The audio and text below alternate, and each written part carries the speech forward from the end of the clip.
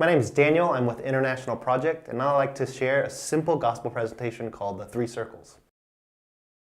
We live in a broken world, and you see this all around the world, in our own country, and even in our own families. We have broken relationships. Yet God designed a perfect world, and He had a perfect design. And in His world and in His design, He had a perfect relationship with humans. But something happened that made us go from God's perfect design into this broken world. And the Bible used a word called sin. Sin simply means deviating from God's design. And when that happened, we all live in this broken world.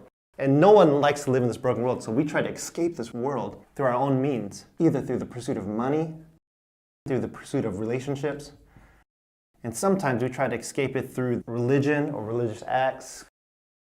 Yet all of these things only lead us back into this brokenness. They don't fix our sin. The Bible does talk about God loving the world, and so He created another way. This way is that God sent His Son, Jesus, from heaven, who lived a perfect life so that He can become the perfect sacrifice, ultimately conquering sin itself.